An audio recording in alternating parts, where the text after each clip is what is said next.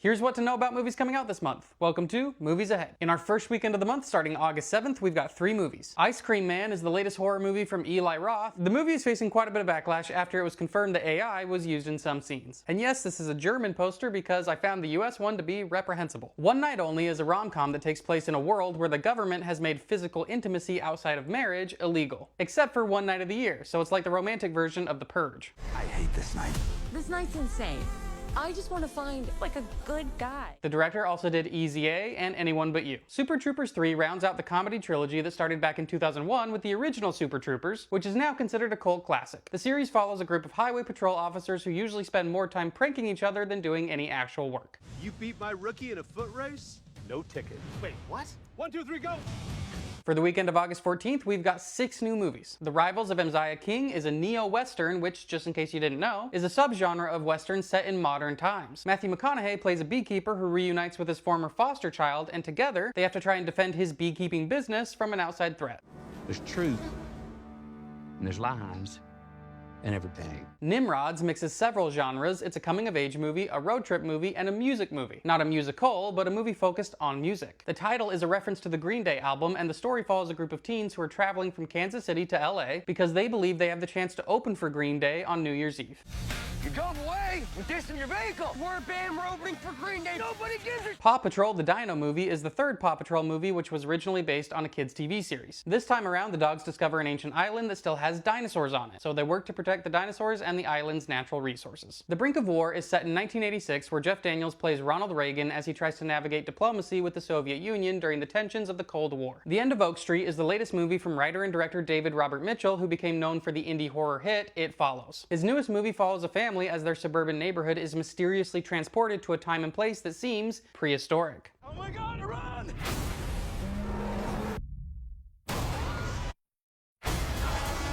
The Wrong Girls is a comedy about 2 friends who live paycheck to paycheck, but they're thrown into a chaotic situation when they seem to gain telepathic abilities that dangerous people want to take advantage of. And on to the weekend starting August 21st. Insidious Out of the Further is the 6th movie in the Insidious franchise that started all the way back in 2011. The early films in the series were made by James Wan and Leigh Whannell, who are known for their work on franchises like The Conjuring. It follows several different groups of characters as they interact with a kind of spiritual dimension or astral plane known as the Further. But the real threat of the Further are the ghosts and demons that try to travel from it into our world. It Ends is a horror movie that seems to be mixing 2 very different genres, road trip and cosmic horror. Several recent college grads are on a late night drive but get stuck on a road that seems to never end. And to make it even worse, they start to realize that they may not be alone on this never-ending highway. James, there is no test. So just this? Forever? Mutiny is the latest Jason Statham action movie, so if you've seen any of his recent movies, I think it's safe to say you can expect a similar tone and style. In this one, Statham's character is framed for the assassination of his billionaire boss, so he goes on the run to try and prove his innocence and find the real culprits. Spa Weekend is a comedy from the writing team behind The Hangover and both of the Bad Moms movies. 3 friends try to have a relaxing weekend away, but things end up very differently when one of their more chaotic friends crashes the party. My boss is calling me again. You guys need to stand up for yourself. Stop calling! The Magic Faraway Tree is an adaptation of a British kids book series that was published between 1939 and 1951. It's a fantasy adventure where a family moves to the remote countryside, and the kids find a tree in the forest nearby that magically transports them to another world. Can you imagine a better place? At the top of that ladder are lands that come and go. The writer also did the screenplays for Wonka and Paddington 2. Tony is a biopic about the famous chef and travel expert Anthony Bourdain, who tragically passed away in 2018. The movie takes place when he is 19 years old and starts working his first job at a restaurant. You know I can cook too.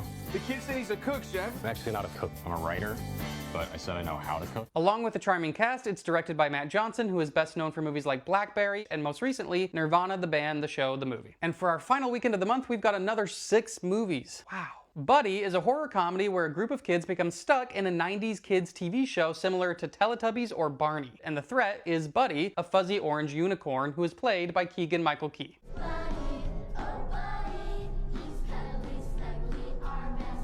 Now there's a big question mark on our next movie, Cliffhanger, because there's a good chance this movie doesn't actually come out on August 28th. The company that was originally financing the movie ran into financial trouble themselves and are trying to sell the movie to another distributor. There's been some possible news, but for now, it's up in the air. If it does come out, it's a remake of a Sylvester Stallone movie from 1993, where a mountain climber becomes involved in an attempted heist. Coyote vs. Acme is a movie that you may already be familiar with because of the controversy surrounding it. Don't get me wrong, there's nothing wrong with the movie. In fact, that's why there was controversy. In 2023, the movie had already been fully completed when Warner Bros. Announced they would not release it, and instead use it as a tax write-off to claim a loss of $30 million.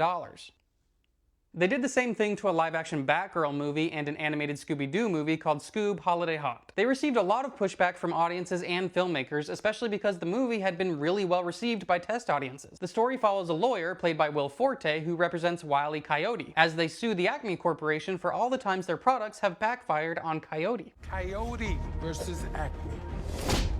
Wile E. Coyote. He is reckless. Warner Bros. Ended up selling the movie to another distributor instead, so now we get to see it. So if you're gonna go see a movie this month, this would be a great one to support. Finding Emily is a rom-com about a college student named Owen who meets a girl named Emily one night at a bar. But the next morning, he finds out her number he saved in his phone is wrong. He sets out to find Emily again, even though he only knows her first name. A different Emily, who's also a college student, decides to try and help him because it'll help her finish her thesis.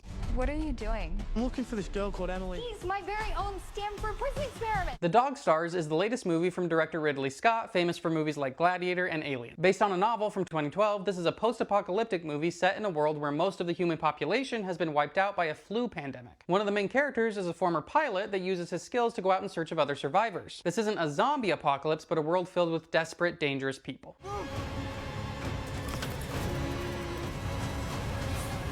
And our final movie, Idiots, is a dark comedy about two men that are hired to transport the son of a rich family to rehab. But this kid ends up being a far bigger problem than they realize, and chaos ensues. Toss your pants, okay? Yeah, sure. Thank you, Rashid. Appreciate you, man.